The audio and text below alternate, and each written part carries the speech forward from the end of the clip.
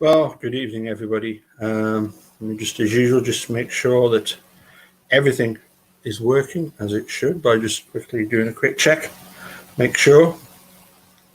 Some of you might be wondering, Paul, I thought you said that part 6 was going to be the last one of this series, and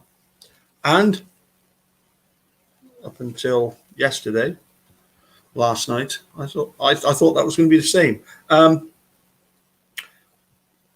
there was something about the Hamilton decision dissenting opinion. I thought that's strange because he talks about the fact that he would have liked more than just a couple of paragraphs in the Court of Appeal's decision. And it struck me that maybe there was another opinion that I've kind of skipped. And sure enough, nobody pointed it out, but yes, we skipped straight from Judge Fox's, Jerome Fox's, as a trial court appeal. We've got to look at the Court of Appeals of the District 2, their opinion on Brendan Dassey's case. So here we go. I do apologize for this, but I suppose it's kind of like a homage to Pulp Fiction in that we're not quite right chronologically. So as I say, this next bit is basically just after the part 3, I think. Yes. So just after part 3. Hello, everybody. Hello, how you all doing? So anyway, let's have a look at the. This is the. This is the Wisconsin Court of Appeals District 2. This is quite significant because Steve's case at the moment is in the hands of at least one of these lawyers, one of these judges that made up this Court of Appeals that looked at Brendan's case. So we're talking about Judges Brown, Neubauer, and Riley.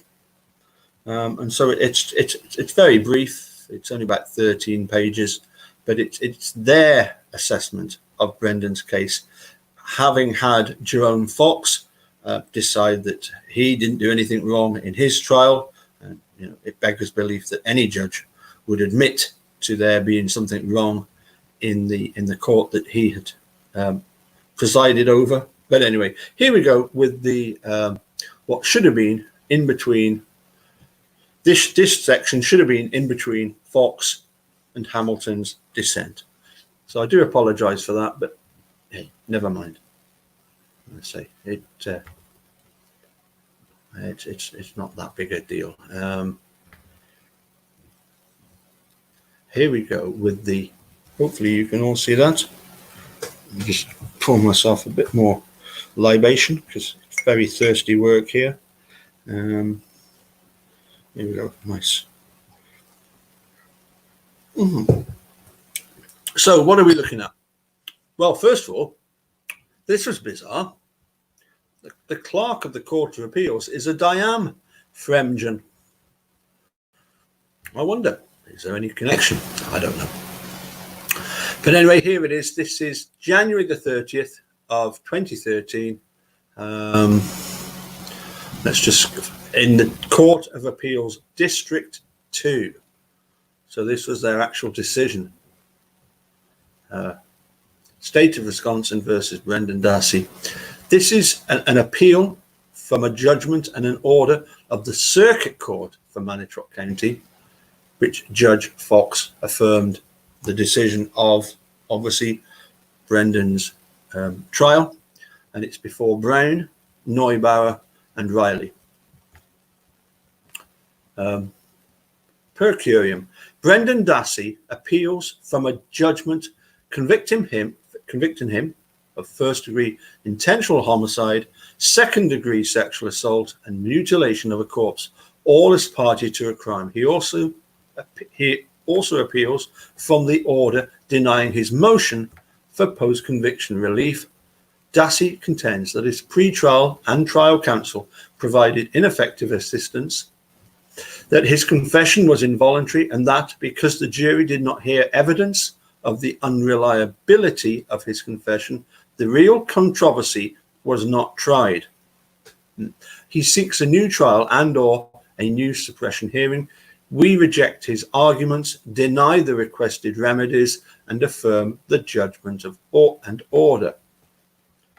16-year-old Dassey and his uncle, Stephen Avery, were charged in the October 2005 sexual assault and murder of Teresa Holbach, and with later burning her body.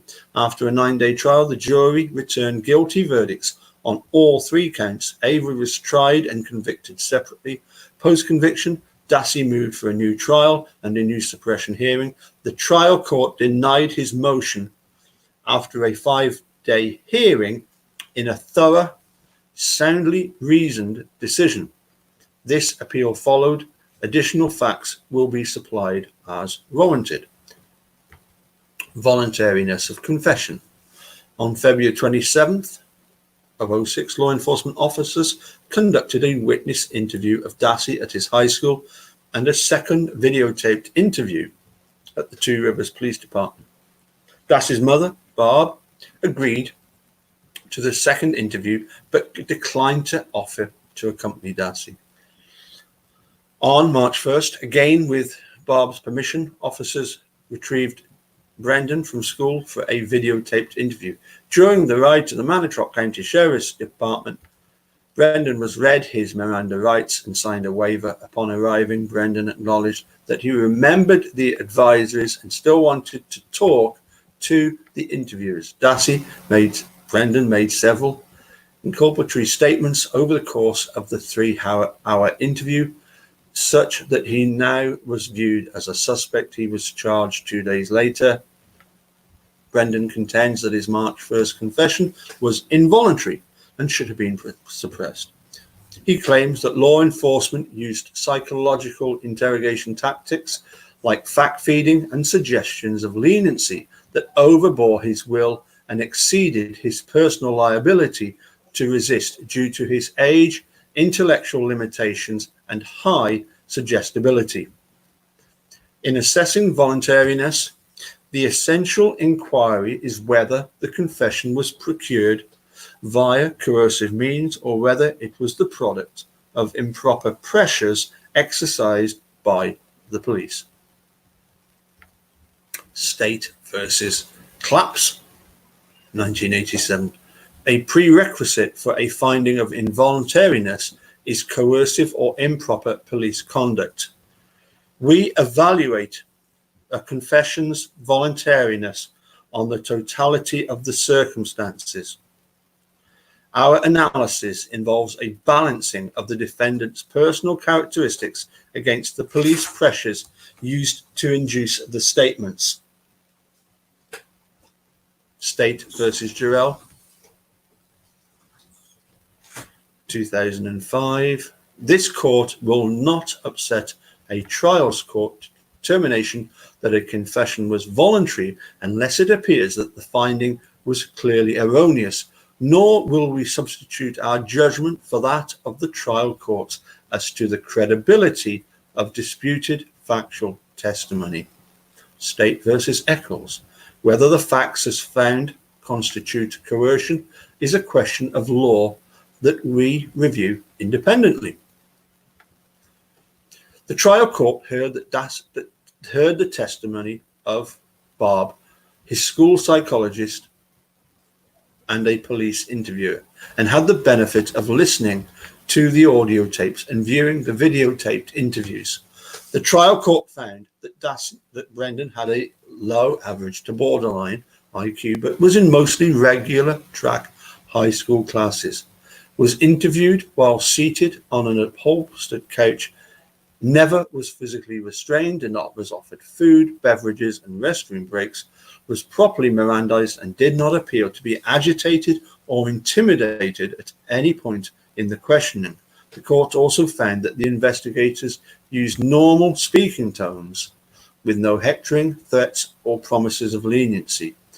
prodded him to be honest as a reminder of his moral duty to tell the truth, and told him they were in his corner and would go back for him to try to achieve a rapport with Brendan and to convince him that being truthful would be in his best interest. The court concluded that Brendan's confession was voluntary and admissible. I'm just going to see. Is that the two paragraphs that were given that Hamilton would have said? Yes, I think possibly those are the two paragraphs that even Hamilton said he would have liked more.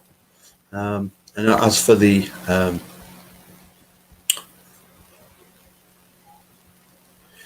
that they didn't offer any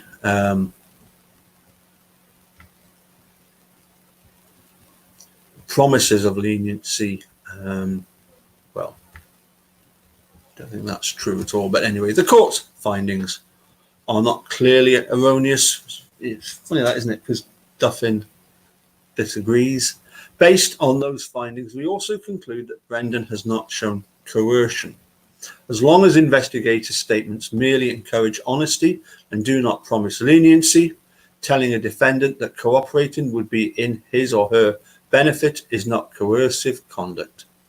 State versus Berggren. Nor is professing to know facts they actually did not have. You know, they keep dressing this up. In other words, lying. But they have to keep dressing it up to make it sound as if it's not that bad.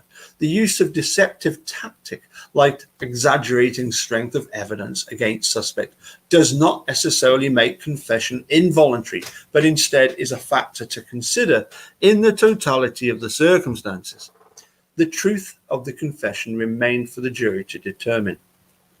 Okay, so alleged ineffective assistance of pre-trial counsel. Len Kaczynski was appointed to represent Brendan shortly after Brendan was charged in March 2006. Brendan contends that Len rendered ineffective assistance due to an actual conflict of interest that so breached the fundamental duty of loyalty owed him that under Sullivan and its progeny, prejudice can be presumed. I must admit, I've come across this word progeny a couple of times. So I did actually look it up, and progeny in its original form simply refers to descendants, people who descend from one another. In other words, grandkids, children, grandchildren, etc., etc. But in a legal sense, it just means to do with the effects of, or the outcomes, if you like, So anyway, progeny, it's a word I'd never come across before. Anyway, in other words, that because of the Sullivan case and its descendants, its resulting cases after that, prejudice can be presumed and re-disagreed. So in other words, it's yes, as I say, it's kind of like looking at one case and then looking at the outcomes of other things that Sullivan was the sort of instigator of, if you like. Okay, so anyway, moving on. Conflict of interest claims in criminal cases are analysed as a form of ineffective assistance of counsel, State versus Love. This is another case that we see regularly quoted by both the state and by KZ. To prevail, the defendant must show by clear and convincing evidence that counsel had an actual conflict of interest, i.e. that counsel was required to make a choice advancing his or her own interests to the detriment of the client's interests. I mean, if you want a better example of that, I don't think you'll find one other than Len Kaczynski, who was bending over backwards to do anything that Kratz wanted him to. Anyway, citations and one set of quotation marks omitted. Okay, Prejudice is presumed only if the defendant demonstrates that counsel actively represented conflict in interest and that an actual conflict of interest adversely affected counsel's performance. Sullivan, at 350, the possibility of conflict is insufficient to impugn a criminal conviction. Love citing Sullivan.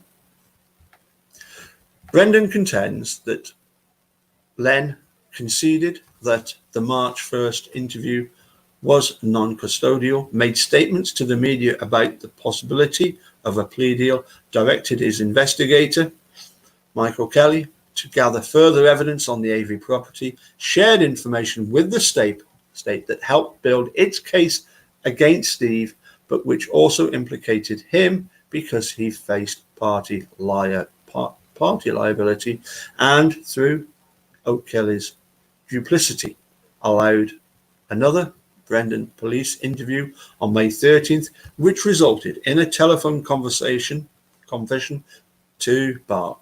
Dassey asserts that he at least is entitled to a new suppression hearing because when he did not prevail at the original hearing, his March 1st statement went on to become the centerpiece of the state's case.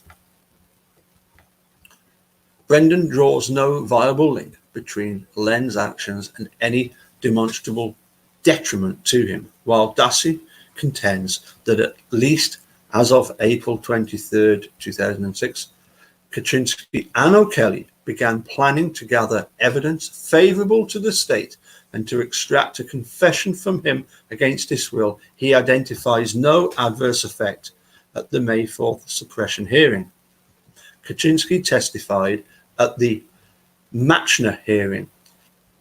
Again, I had to look that one up. Machner is another case from, I believe it might have been the late 70s. But Machner is a case, from what I can gather, that helped to sort of define the ineffective assistance of counsel standards, is the way I'm interpreting it. Anyway, Kaczynski testified at the ineffective assistance of counsel hearing that he hoped to get the best deal he could for Brendan, and that knowing Brendan's family was pressuring him, he mentioned the possibility of a plea to the media to send a message to them that Brendan might have to take a legal option that they don't like.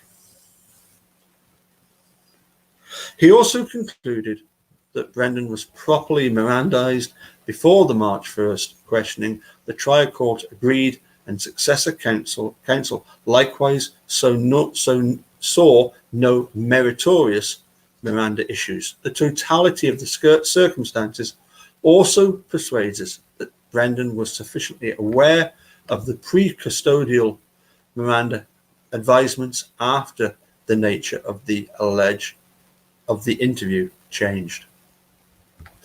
The search warrant resulting from information given to the state yielded nothing. What a surprise.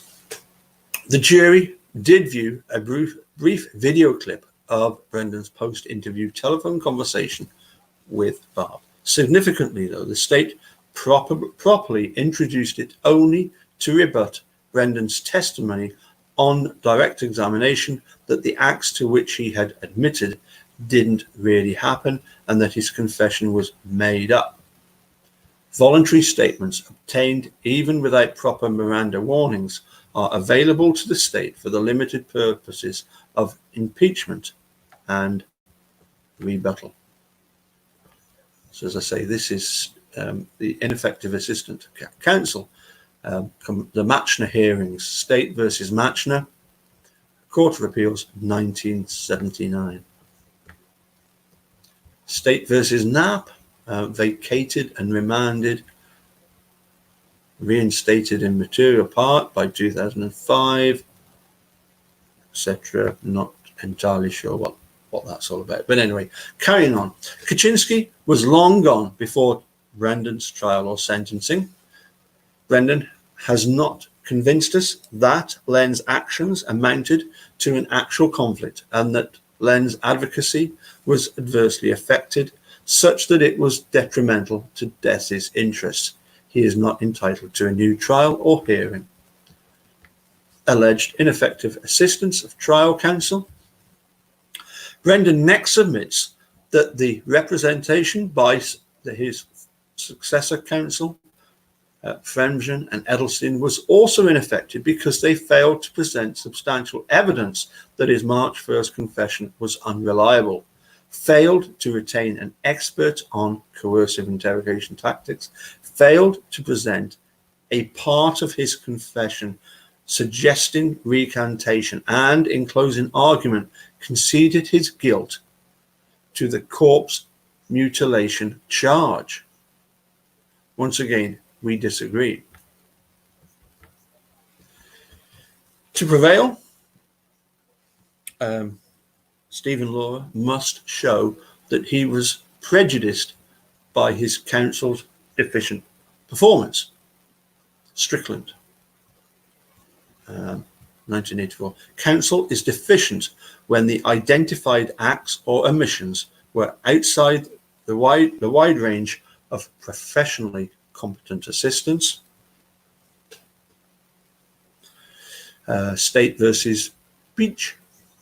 Prejudice results when there is a reasonable probability that, but for counsel's unprofessional errors, the result of the proceeding would have been different.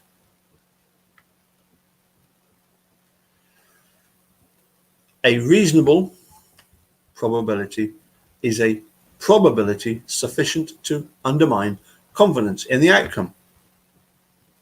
We strongly presume that counsel rendered adequate assistance and made all significant decisions in the exercise of reasonable professional judgment. We need not address both prongs of the ineffectiveness analysis in the defendant if the defendant fails to make a sufficient showing on one. That's Strickland. Dassey complains that his counsel should have engaged in a point-by-point attack on each of the 19 details in his confession to demonstrate that his knowledge came from external contamination, such as fact-feeding by police, exposure to media coverage, and conversations with his family rather than personal knowledge. And of course, that's where Dr. Leo came in to counteract Joseph Buckley, who was representing the Reed technique, who basically, Joseph Buckley trying to say that, false confessions don't occur. His system, or the Reed system, is perfect. Absolutely, always gets it right every time. And what are we up to? Thousands and thousands, over 2,000, overturned wrongful convictions that involved a false confession. Anyway,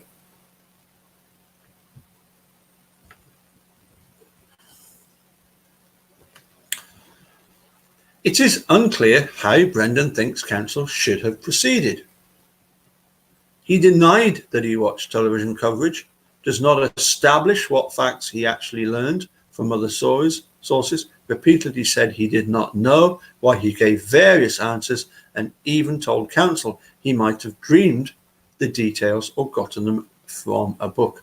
Under the circumstances, we are satisfied that counsel's performance was reasonable. Brendan also asserts that trial counsel should have introduced evidence that his March 1st confession was unreliable and likely false by calling an expert on police interrogation methods. The failure was more egregious, he claims, once counsel learned that the state had retained Joseph Buckley, a prominent expert in that area and head of the firm that markets the Reed interrogation technique. Although forensic psychologist Dr. Robert Gordon, the expert the defense did retain, testified as to Dassey's high suggestibility, under mild pressure, he lacked the credentials to testify about coercive police tactics. Besides Dr. Gordon, Fremgen and Edelstein consulted with other experts, including a Reed Institute-trained police officer and Dr. Lawrence Wright, a professor of psychology and legal studies. They ultimately decided not to counter Buckley with an expert of their own. Fremgen was reluctant to engage in a battle of the experts. He was not certain they could win, and Edelstein thought experts would detract from the defense strategy of trying to humanize Brendan. Moreover, the state did not call Buckley, and Fremgen testified that retaining White always was tied to responding to Buckley's testimony. Had the defense put White on the stand, the state could have called Buckley in rebuttal. We cannot say that failing to call a false testimony expert was outside the wide range of professionally competent assistance. See Beach and State versus Van Buren. It does, though, still rancor with a lot of people that Dr. Larry White was not called as an expert.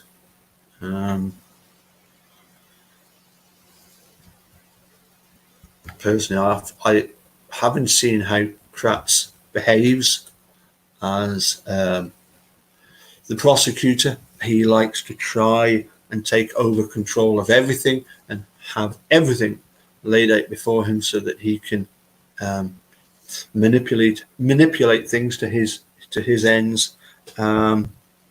We saw, for example, how annoyed he got that even Jody had got a lawyer that Dean Strang had arranged for her. Seems pretty bizarre anyway. Next, Brendan contends that counsel ineffectively failed to play the portion of a videotape taken after his May 13 questioning that contained this spontaneous exchange with his mother.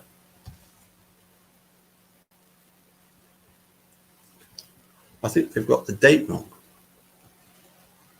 I think they must have, because I'm sure that we're referring to the March 1st statement. This text, Brendan, what happened if he says something, his story is different. He says he admits to doing it. What do you mean? Like if his story is like different, like I never did nothing or something. Did you? Yeah, I'm sure that's the wrong date that they're attributing that to. Okay, at the post-conviction motion hearing, police interrogation expert Dr. Richard Leo testified in person about Brendan's vulnerability to the police interview methods. Dr. White provided similar testimony by affidavit, noting that the trial court found that both would have qualified as experts at trial and that at least some of their testimony would have been admissible. Brendan contends that it was manifestly unreasonable not to call them at trial. In an ineffective assistance claim, the question is not the admissibility of expert testimony, but whether the failure to attempt to introduce it was unprofessional error.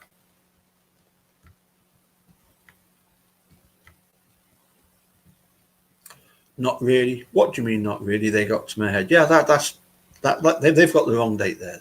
That's not the May 13th. That's clearly March 1st. It's amazing that these people can't even get the dates right. It's so important. Okay, the defense team disagreed on the clip's benefit. We've heard this before. Fremgen feared it depicted a parent who recognized that her child was involved in a serious matter. Edelstein thought the jury should see it. Fremgen, as lead counsel, prevailed. The trial court found that the exchange at best was ambiguous and at worst validated Brendan's confession. This finding is not clearly erroneous. Further, had the defence played that clip, the state well might have played portions in which Dassey nods yes when Barb asks, "Did Steve make you do it?" And when she asks, "What did he do to you to make you do it?" he answers, "Nothing." We cannot say that Fremden's decision was unreasonable trial strategy. Finally, Brendan contends that without his consent, Edelstein conceded the mutilation charge during closing argument. Edelstein told the jury that Dassey went to Avery's house expecting a Halloween bonfire and probably saw something in the fire, and that something was Teresa Holbach. Dassey argues that Edelstein's confession is the functional equivalent of a guilty plea.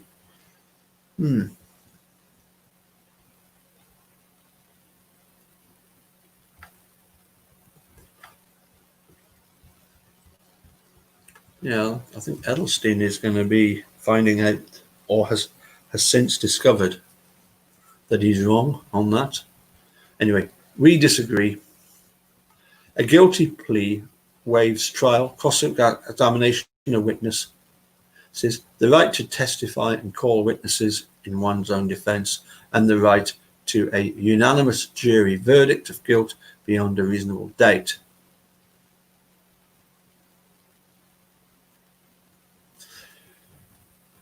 So we disagree. A guilty plea waives trial, cross-examination of witnesses, the right to testify and call witnesses in one's own defence, and the right to a unanimous jury verdict of guilt beyond a reasonable doubt. Surely another thing a guilty plea requires, though, is that you've got to then, or Brendan, in taking this guilty plea, would have had to testify at Steve's trial and would have then come under the most severe cross-examination, to the extent whereby Kratz decided there was no way that he could get Brendan up on the stand and ask him questions and then have Dean and Jerry cross-examine. That was the reason why they had Professor Larry Wright, although, we hear that Dean and Jerry didn't hire many experts. They did get Larry White, who was never called upon. A point that was stressed to me in an email from Steve Drizzen. Furthermore, Edelstein in no way conceded that Dassey mutilated, disfigured, or dismembered a corpse with intent to conceal a crime.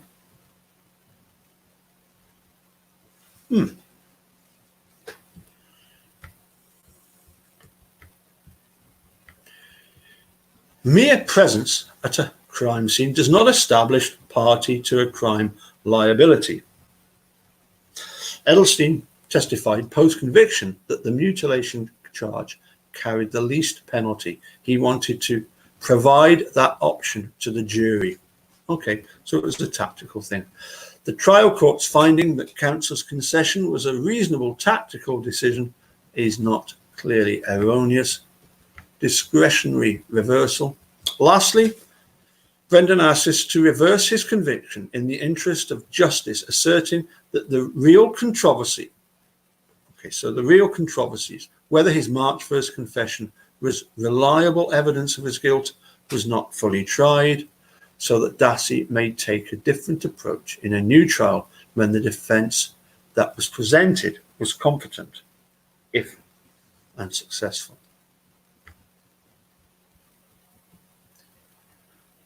By the court, judgment and ordered affirmed this opinion will not be published. That's interesting. No wonder I couldn't find it. Although I did search it and I did find it. So anyway, pretty bizarre stuff, wouldn't you say? Let's come back here.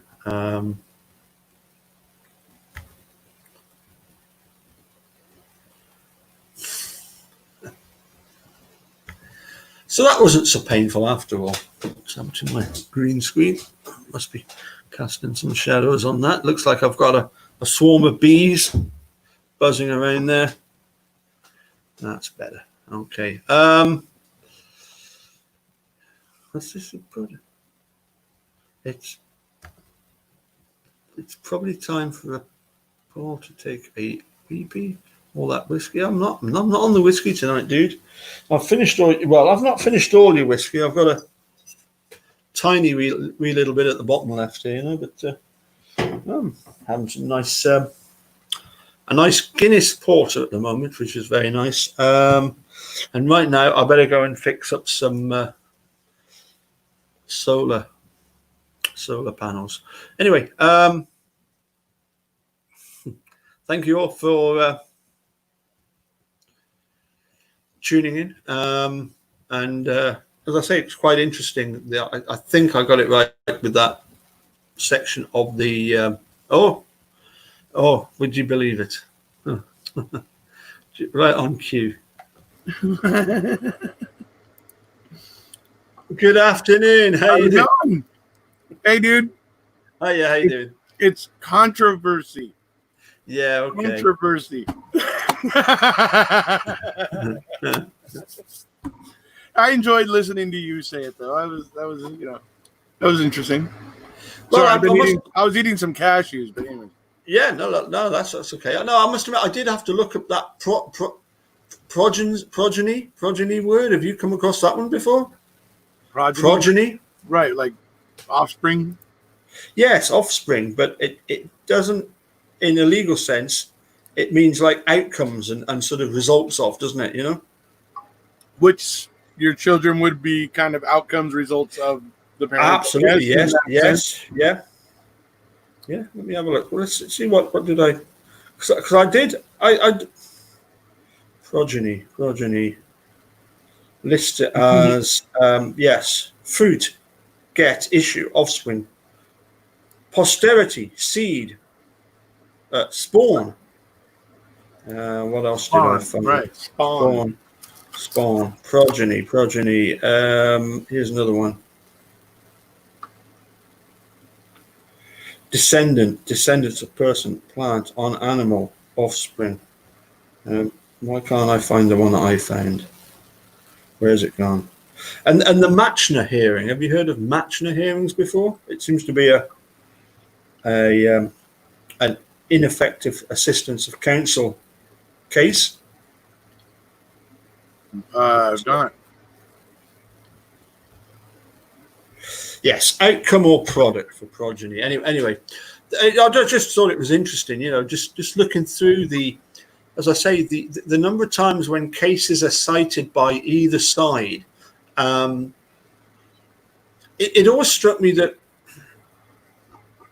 do we really need to have a case where you can only claim one thing if it happened before?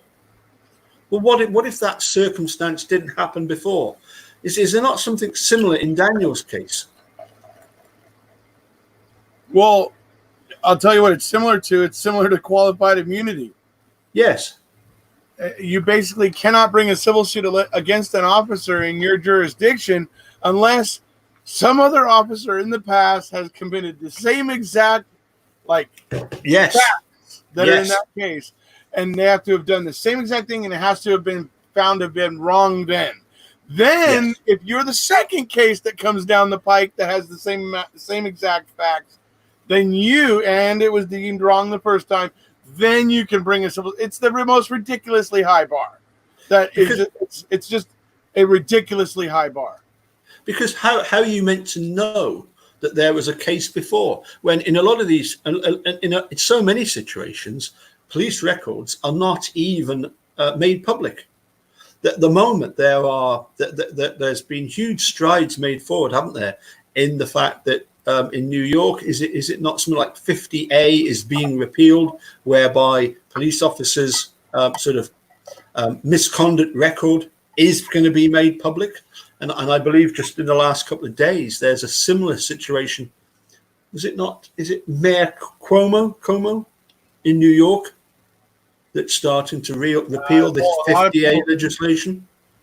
a lot of talk is going on about what maybe to do to shift the way our police work, and I think it's worth exploring. Yeah. Personally, I see a lot of people that are afraid, and so they immediately jump on one side or the other, fire and brimstone and whatever. It's like, but I think it should be explored. I kind of like the idea of when 911 gets called, that instead of just sending out a cop to every situation, that there might be some thought that goes into it, and that maybe more properly trained personnel will get sent out to certain situations that will prevent them from escalating into losses of human life or injury or things like that. So I really truly think these things should be explored. I'm not all about defunding the police. I still believe we need our police forces. But I believe in maybe dialing them back so that we can bring in other personnel that's more suited to certain situations. I think there may be something there. That's something to consider. Yeah. I mean, certainly, this might sound harsh, but at the end of the day, there is a reason why, dare I say it, the police will stop certain people, and there is a reason why they tend to pick on colored people, and that is because a lot of them do commit crime. What I would say, though, is this: that on a daily basis, the cops realize that, yes, that they but my point would be this: is it the color of their skin that makes them more likely to commit crime, or is it just simply the circumstances and their social economic circumstances? In other words, people of every color will commit crime, and if you're one of the have-nots, you're going to want to commit crime, and therefore the police are out. It's just we all sometimes want to take a shortcut. Yeah, and that's what crime kind of is. Generally when you're committing any worthwhile type of crime, it's a shortcut to something. Yeah, you don't want to take the long road and put in the work and learn what you need to learn. You're just trying to take a shortcut to that. I may be oversimplifying it a bit, but really, when it comes down to it, that's you're trying to get what you want easily without having to work very hard for it in an instant with a crime, So, but there was something else I was going to say. Well, I can't remember what it was now. Damn it. Okay.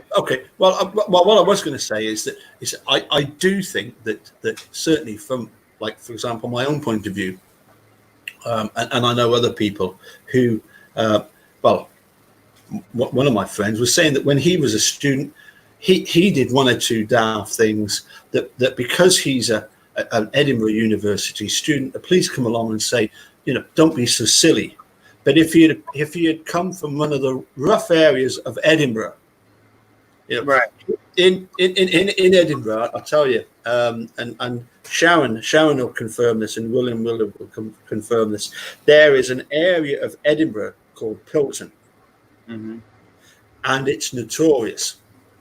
It's notorious because what they did was in the early 1900s, they decided that when people were coming out of prison, having served time, to put them all in one area of Edinburgh. Yeah. And guess what? That area of Edinburgh has the worst crime rate imaginable. Right. Travis. They aren't stabby in Edinburgh, and they aren't stabby in Glasgow. It's just there are certain areas of Edinburgh and Glasgow where I remember saying to somebody, I got a pupil in Pilton, and they were saying, "What, you're going to go to Pilton?" And I'm like, "What's wrong with Pilton?" And they're like, "Do you understand what Pilton is? What the government decided to do back in, I think it was the 20s and 30s." And I'm like, no, I don't. I found the people there people there the ones I went to see were very good, very nice. Yeah. I didn't have a problem with them, but one of the band members who were in the process of buying a nice house, recently developed house in an area of Pilton, came back from a week's holiday to find that, luckily in time to find that there was a van parked outside their house with all their possessions in the van, ready to move off. Right. And then just arrived back in the nick of time to stop everything from just disappearing. Uh-huh. That, I think it was a case of the van was outside, and and there was stuff outside the house ready to be loaded in, and got there just in the nick of time. Anyway, that's look, the thing is that as much as I believe racism, which is kind of what we're touching on by saying officers will pull over African American people, but I mean, there's so many other kinds of prejudice here, and I think this is important to state, because cops will prejudice people for a number of things. Sure. Being poor, like Stephen Avery, like many others, just being poor and being undesirable, is something. It happens. And I want to just say, because I was touching on this with Jason Strong when I was just talking with Jason Strong over on my channel, folks. Yeah. And that is that we're not as evolved as we like to think we are. We humans are actually pretty damn comfortable with our hate. We hate things. And now we have enough sensibilities that we try to curb that. We try not to let that stuff lead. We try not to let it rule us.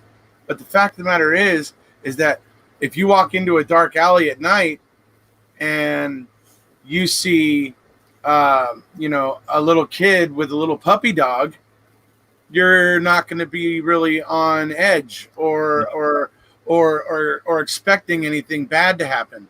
But you might be worried a little bit about the dog. Maybe try to bite you. Maybe that might be your biggest concern there, right? Yeah. Now walking down that same alley and you see, say, 3 gangster guys in hoodies, bulky clothes, big dudes. Now, where's your mind going? That is our prejudice, folks. It's partially there to help us protect ourselves. But this is the trouble of evolving.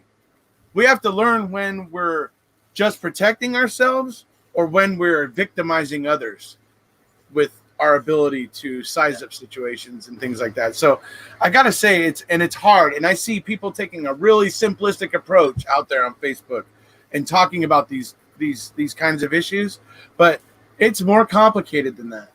And we all need to understand how we all play a part in it. And none of us is innocent. I don't care who the hell you are.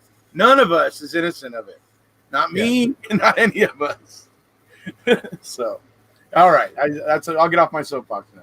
No. You make some good points there, dude. I mean, literally just last week we had here in the UK the resumption of Test cricket, and significantly, the England players at the moment are involved in a Test series against the West Indies. Okay. So that is hugely significant on so many different levels. For example, number one, people of coloured skin are more susceptible to COVID, and the fact that they're willing to come across and play a Test series against England is very commendable. Some of the members of the squad, really didn't want to take that risk, and we quite understand. But the ones that have come across have competed. They've actually won the first Test. But prior to that first Test, we had one of the all-time greats of not just West Indian cricket, but also cricket in general, is a fast bowler, or as you would call him, a pitcher. Now, Michael Holding is one of the greatest bowlers of all time, and he's a serious commentator. And it was funny how, at the start of the series, all the players, by the way, on their shirts, they've all got Black Lives Matter. Mm-hmm. And they're all, and a lot of the players, the England players, for example, all of their adverts on the bats and their gear, they're all black. Right. And they but Michael Holding was at the beginning, he was talking about this Black Lives Matter, and he pointed out that the two significant things, about all of this: A, the death of George Floyd, but B, that woman, that Amy Connor in Central Park, phoning the police. Jogger. Yeah. Phoning the police because the guy was Christian. I think it was Christian Connor, and the girl was Amy Connor. If it wasn't Connor, I do apologize. But that case is so significant that woman felt empowered to call the police and say, "I'm being intimidated by a large black male," and was using that as a threat against him. Oh, you mean that thing recently? Right. Yes. Yeah. Look, that's why I say, folks, we have to watch out for when we allow that thing that's built into us to help us protect ourselves. We have to be mindful for when that's going out of control, because that's exactly what Paul was just describing. That is exactly what that lady's sense of self-preservation was going way the flip out of control. Way beyond anything it should have ever been. But it happens a lot. And sometimes when people get together, sometimes subtle little, because they can all have that same little thing in them where they feel the same way, they can somehow start feeling like it's an okay thing, and they can start acting on it. Look, it's a thing of constant vigilance. It's something that's in us that was meant for us when we were primitive, to size up situations and know when we were seeing something dangerous. Like, oh, I've seen that kind of beast before. It took out 3 of my friends last time I saw it. So I'm going to be careful about that beast because it took out 3 of my friends the last time I saw it. That's what it is. It's an inbuilt kind of intuition in us to be able to figure things like that out. But it goes too far. And like I said, and when we band together, sometimes it can get out of control then as we band together in groups. So it's something that requires constant vigilance. And like I say, I feel like people have a real simplistic view of how it works when I watch people argue on Facebook and sometimes on other social media platforms. It's a complicated issue, but I get sick of people acting like they're lily white. Nobody's lily white. Yeah, well, yeah. I mean, it's the thing is that, dare I say it, in Wisconsin. Certainly in rural Wisconsin, in Manitowoc. I was there for a couple of days. We were obviously in Manitowoc. We went to a few other places beside. I don't think I saw anybody other than white. Mm-hmm. I can't remember seeing, unless there was maybe. Yeah, I don't know if I did either. I don't recall seeing any African Americans to me or even like Indians from India or anything. I don't recall. Yeah, but the point is though that that's similar here in like the Scottish borders. Yeah, I've got pupils who are from a Asian background and South American background. Right. And various different backgrounds. I had one family, and I think they were originally from a Nigerian background. Really nice kid. But it's like, again, certainly in rural Manitowoc, you don't get many people from, say, the ethnic minorities. For them, in rural Manitowoc, the ethnic minority are the likes of the Avery family. They are different, aren't they? They are the different ones. They run a scrap yard, and that's kind of proof of what I'm saying too. It always ends up being, we always end up by identifying one group of people that's different. Yeah, and that's our problem. I mean, but it's all of us, not anybody that's trying to act like it's one side only or whatever. No, it's all of us. We all have a blame in it. Yeah, I mean, if you remember when Teresa was reported missing, the press went to the salvage yard and they interviewed Stephen. And it must have been sort of like the Thursday evening, you know. So he's talking with these reporters live or whatever, recorded, you know, but being filmed for a news TV program. And there he is, still covered in rags and oil. And it's like, you know, he never thought, you know, I'm about to appear on TV. I might want to change my appearance. But that you know, it's almost like the honesty of the guy. You know, that was just nowhere near his radar. That was nowhere near his sort of comprehension. Oh, I should maybe change my appearance and try and look like I'm a, you know, a member of the well-heeled society here in Manitowoc. No, you know, Stephen is who he is. You know, I mean, we know that he can dress up fine. We saw him out shopping with Jody, didn't we? In his red and black and white jacket, you know, like an old penny. Yeah, he cleaned up very well, didn't he? You know, Yep. He reminds me of the dude. All right, hey Marshall. By the way, dude, I went looking for you on Facebook after my floor is lava video, dude, and I couldn't find you. So do me a favor, go to the Irakosa MAM Facebook page and message me through it so that I can find you. Yeah. Sorry. We want to spread the community as much as possible, don't we? As far and as wide as possible. So anyway, to finish up with then, Mr. Irakosa, I was amazed at the number of people that liked the tweet that I did about Jerry Buting. Oh yeah. Did you see that tweet? I don't know if I did. Shall I try and bring it up? Shall I try and find it? I guess.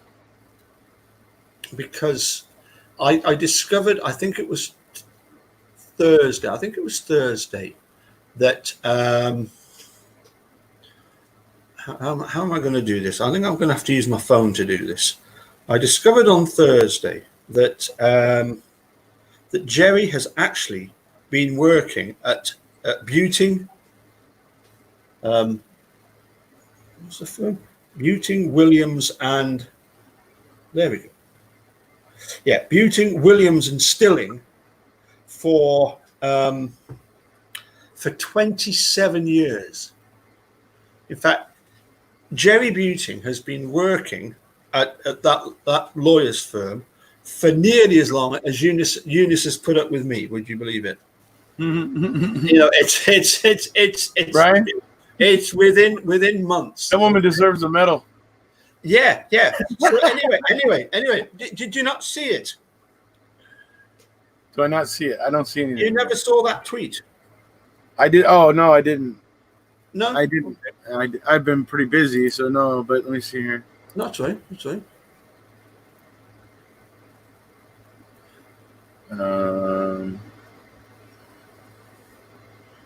So anyway, I in the tweet I included the picture that I took in Amsterdam of Jerry holding the Brendan Dassey T-shirt. Right. You know, the famous one. Yeah. Yeah. And it says, "Congratulations, today marks 27 years." That's it. Could you screen share that one? Oh, I have to do it? Go on, because I've got something else on the go. All right.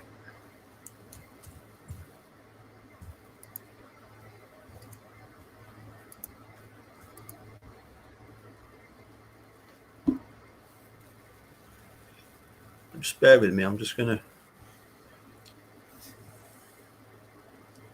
add to stream. Yes, there we go. Seven Nation Army is trending. Ooh, I like the white stripes. I wonder why Seven Nation Army is trending. Yeah.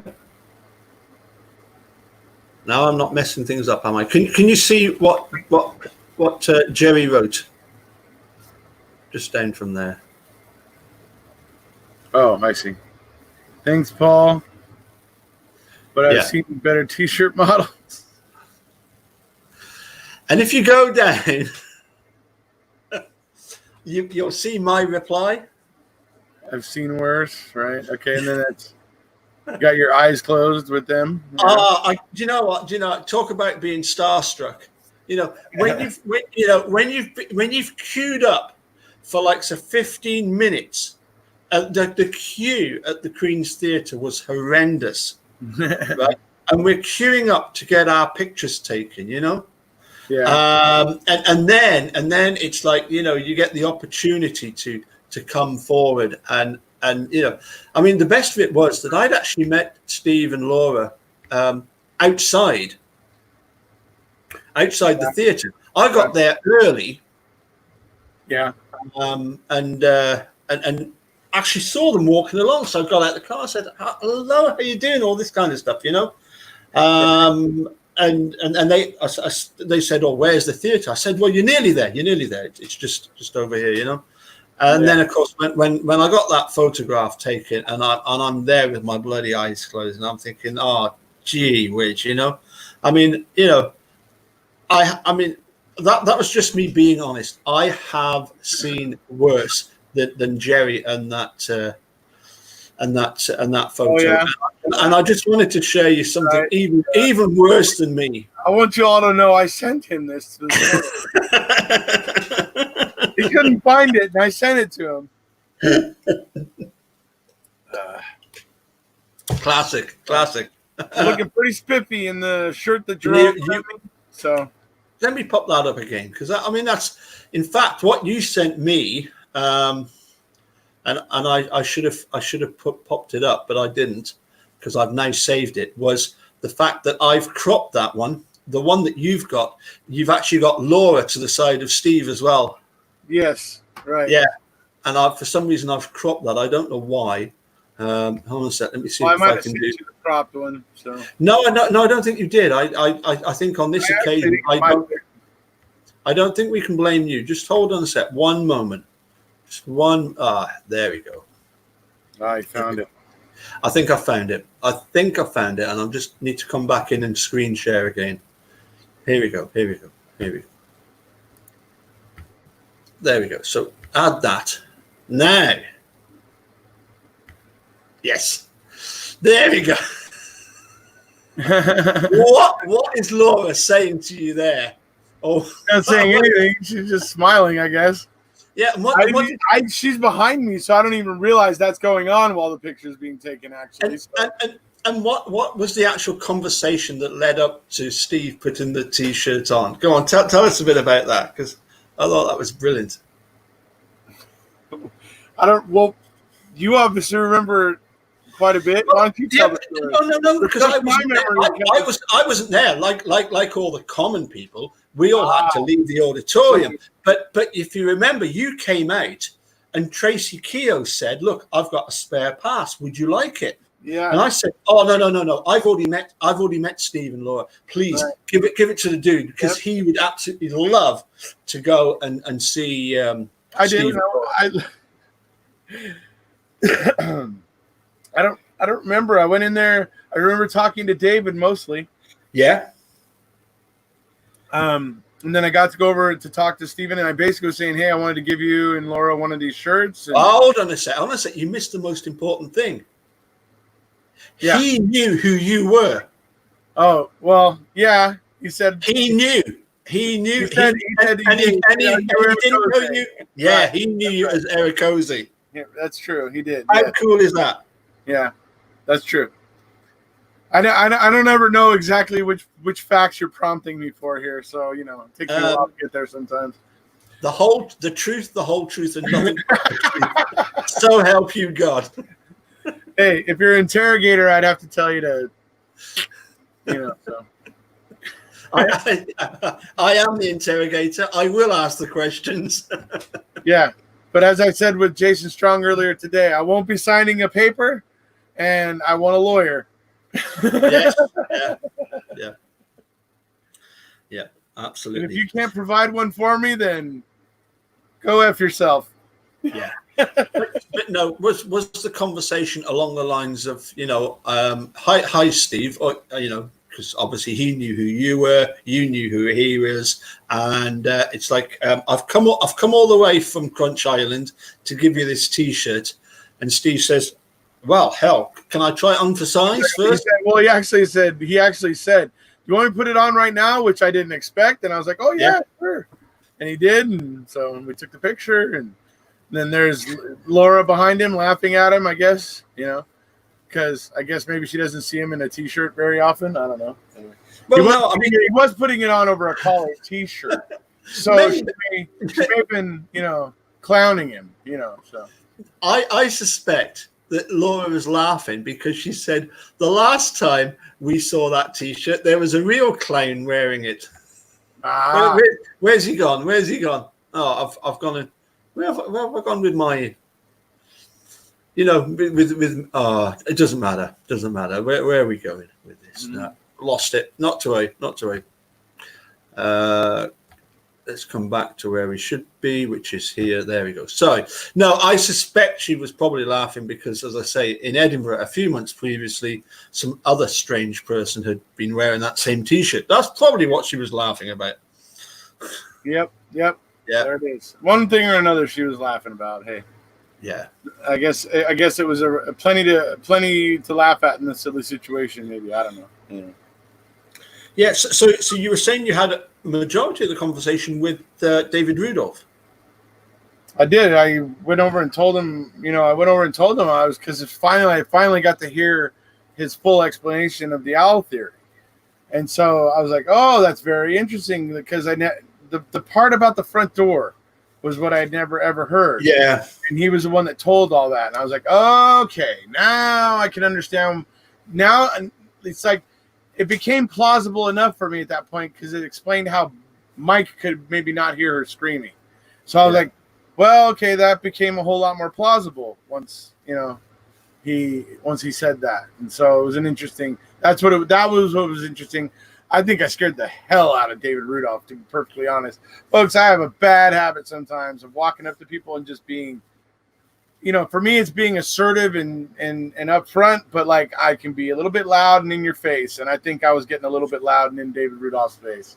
So, but I was very, very, appreciative of what he had said and things like that, and had nothing but nice things to say. But I think I overwhelmed him a little bit with my energy. So. Sure. I mean, David Rudolph as well. I'm only 5'9", and I'm taller than David. He must be about 5'7", something like that. And you're nearly 7 foot tall. And size 15 shoes or whatever. The original Sasquatch. The Californian pig Latin speaking Sasquatch. with a breath of fresh chorizo. Right. Yeah. No one knew he was intimidated. Talking about intimidating characters, I must admit I was very impressed with that TV series that you were on about, the Beastmaster.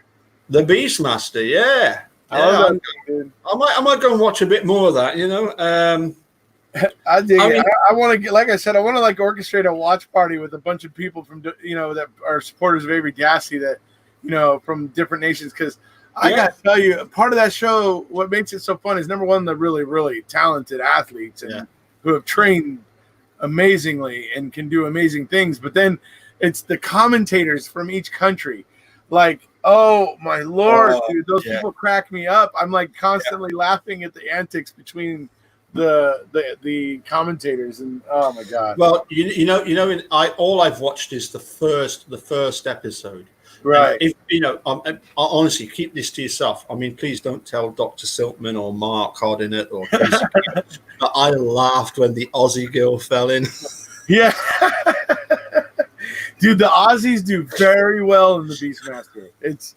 Of course crazy. They do. Of course they do. Yeah, they do well in all sorts of sports. I mean, you got to remember that here in Scotland, our national sport is dodging puddles and trying to not get soaked. I mean, we just don't have the climate. Australia, they definitely have the advantage in that they have this climate which encourages all this outdoor sports. I mean, it's amazing that Britain, for example, has done so well recently with likes of Geraint Thomas, Chris Froome, Sir Bradley Wiggins, winning Tour de France. Because I mean, when it comes to grueling challenges, the Tour de France is the top one. Yeah. That is serious. Yeah. I wanted to say that I think it's episode 2 or 3. Right. We end up with a Scotsman for Great Britain, because you don't get Scotland obviously in there. You get UK. Great Britain. You get Great Britain. Yeah. Right. You get the UK basically. Yeah. So the competitors are from all over. This guy happens to be from Scotland. He's a Muay Thai boxer. Right. Is that because Scotland is part of the UK? Well, that's what I mean. So, however, it is at the moment. To get their independence soon. Maybe we might see a Scottish competitor in the next Beastmaster. Maybe, who knows? Hey, it could happen. Maybe.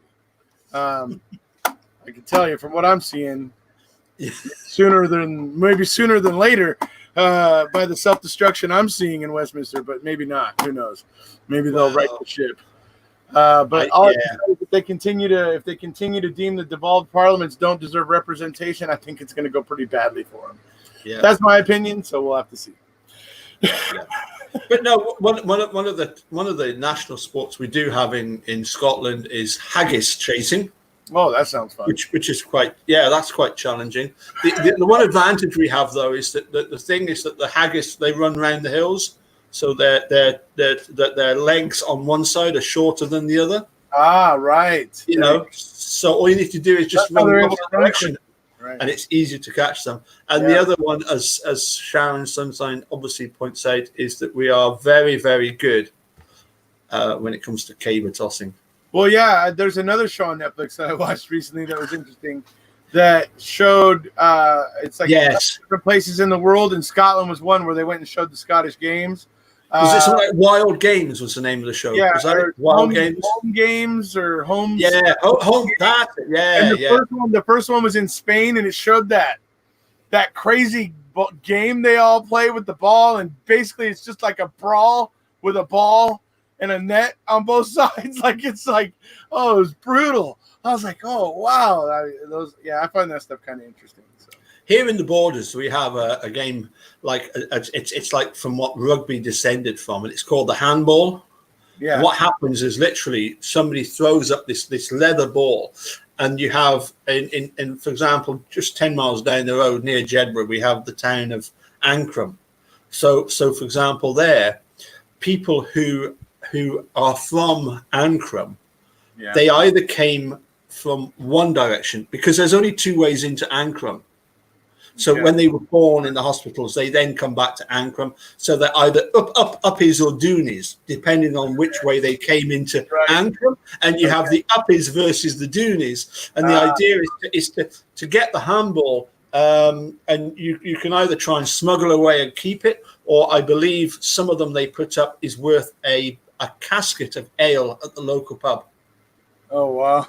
So it is a rough game. No, what they do is they have the games, and then the next couple of days they go around and repair all the damage they've done to people's gardens and stuff like that. Right. Oh, wow. That sounds interesting. Yeah. Let's see. What's Travis talking about? Golf? It's golf. Golf. Is it golf? Oh, golf. Golf. Golf is no fun, Travis. No. It is not. I mean, fun. Hey, look. Actually, let me rephrase that. I have nothing against golf. Actually, played it. I know. I actually have played it and can enjoy playing golf, but I can also enjoy watching the competitors in Beastmaster. I mean, it's amazing to watch. That's all I gotta say. Yeah.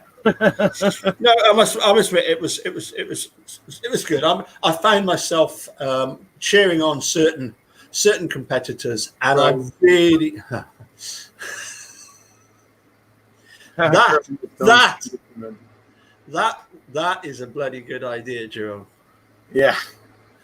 I challenged the dude in a geography challenge. Jerome, I will set that up for us. I will set that up. Hey, Jerome, I just want you to watch the Beastmaster, and I want you to know that don't take it too to heart when you hear the Italian commentators. I mean, just try to. Don't get too mad, try to pace yourself. The Italian commentators, they're none too kind to the French ones. So, but what you've got to remember here, is that there is no love lost between Belgium and Holland, and Belgium and France, and Belgium and Germany. Don't think for one moment, we all love within the whole of the European community. I don't think there's any country that the Scots historically have gotten on well with the Irish, yes, and the Welsh and the Irish. And certainly there was what was known as the Old Alliance between Scotland and France. Indeed, there's a part of Edinburgh called Little France, based on the fact that when, I think it was Mary Queen of Scots, when she came back to Scotland, she brought her a whole entourage of people back from France, and they set up shop in this area of Edinburgh, but don't worry, there is little love lost between any one European country and another. Well, because at some point there has been a battle. I will say that's true, because there's a lot of banter between all of the European nations, hosts or commentators, right? But I'll tell you, with Italy and France, it seems a little more personal. It seems just a tad more personal than it does with the rest of the nations, kind of taking the piss out of each other. I don't know. That's just my opinion. So, yeah. Well, I'll give you an example in the Scottish ceilidh band world that I'm involved in. One of the dances that you often get asked to play, or used to get asked to play, and one that we still do, and sometimes we will actually educate the dancers on the night about it, is called the Swedish Masquerade. Uh-huh. And you might think, oh, the Swedish Masquerade, and it's a fun dance. It's done in 3 different tempos. Starts slow, it goes into a waltz, then into a polka, Yeah. But it was a university professor who did the calling at the dances that told us that, in actual fact, the Swedish Masquerade was not a dance devised by the Swedes. It was devised by the Danes. Mm-hmm. Denmark. And it was to take the mick out the Swedes. Mm-hmm. And so they invented this dance that takes the mick out of the fun of them, right? Yeah, because it starts off with this slow, just sort of walking around, very, very posh, Right. and that's the Danish opinion of the Swedes, that the Swedes think that they're better than a lot of other people, Right. It's funny. So, yep, got it, Travis. You're saying things in Scotland, right? Golf, got it. No worries. Golf. Yeah. Okie dokie, dude. I think, curling stones is another one. Yep. Yeah. Let's see, the French and the Scots had an arrangement that they would back each other up against the English. you often see people with this T-shirt, and it says, "I support two teams: Scotland and any team playing against England." Against England, right? Yeah. It's the best of it is the feeling isn't mutual. It's like over here in the U.S. It's like it depends on what your first favorite team is. So for me, I might say the Chargers, and any team team playing against New England back when Brady was there, right? But anyways, that's the Bostonians all up. Anyway. And why was it particularly the New England Patriots? Why were they so despised? What, just because they were so successful? Because they had Tom Brady, they were very successful. The Bostonians are well, watch Florida's Lava and look at the team, the Bostonians, and see the first thing they do. Number 1, dog LA, and number 2, can't go 5 seconds without mentioning Tom Brady. I'm so glad Tom Brady's not there anymore. He's in. Where's he at? Oh, my other favorite team, Tampa Bay. He's now quarterback in Tampa Bay. He's still playing. Still playing. Wow. I mean, talk about longevity, but no, I think that was another thing I actually read earlier this week, was a thing about the Green Bay Packers, and it was going back to Aaron Rodgers. I think it was last year or the year before, that in the game against Chicago, he actually had something like 39 completions, which is a record. Yeah. You know, I mean, that guy is seriously good. He's he's all right. He's good. Yeah. I mean, look, as I say, the Is he, bizarre. is he finding a way to get it done like Brett Favre? Maybe not. I don't think he has quite the team that Brett Favre had. That could be. You know, but I think last year was a huge improvement on the previous year. But you got to remember, I've been a follower of the Packers, you know, since the days of Brett Favre. You know, when they first started showing American football here in the UK. You cheeseheads are everywhere. It's just the fact that you sort of relate to the. What always struck me was the fact that, you know, whenever you saw the Green Bay Packers, that the fans are so passionate about the team, and you could tell that there wasn't they were a working man's team. You know, they weren't the sort of the posh ones. You know, the team is owned by the people. Right. Yes, yeah. Right. And I thought that was, I just liked the way they obviously Brett Favre, but also the way they played. They were successful, and I think a lot of people in the UK they could relate to the Packers because of following football teams other than, you know, I mean, at one time the big two were Arsenal and Man United, and everybody else disliked Arsenal and Man United because they had just sort of, you know, taken over everything, you know, and what really annoyed people was when an up-and-coming player was getting really good, it was one of those two teams that would buy him and deprive the team of their best player for the next season, you know, because they had the money to do that, you know. Well, and that's the type of thing you have to prevent in your sports. You can't allow that kind of stuff. So, yeah. Anyway, I'm going to go. That's why we have here like Man United and Arsenal, just real quick. In this sense here, they would end up at the end of the lottery. So that means all the teams that didn't do as well as them would get all the way more draft picks earlier before they would get to pick. And so they would get the first pick at all the talent coming out of college. So that's one of the ways they try to level that playing field here and prevent that from happening. So. I tell you, seriously, you want to check out the Speedway because I follow the Berwick Bandits, right? And the Berwick Bandits race.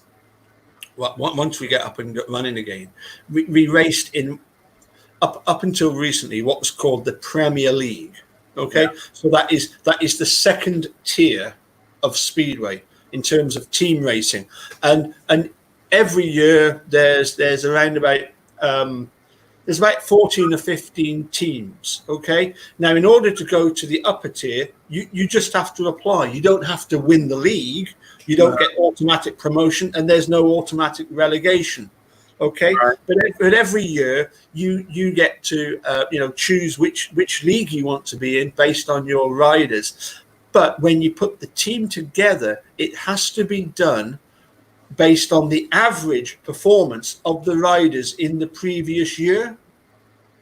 Okay. In other words, each rider goes out and has 4 races. In those 4 races, they could win all 4 races and they could accumulate 12 points, right? Right. But on average, your top average rider will have an average of around about 10 points per meeting, right? Right. Okay. And you have to then make your team no more than say 47 points.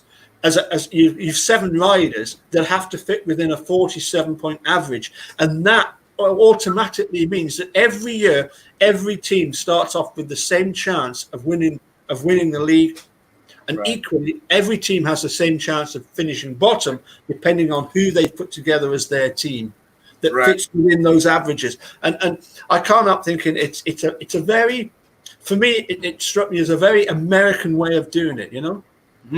Of trying to, as you say with the draft picks, it's very much a way of trying to level the playing field so that it is fair.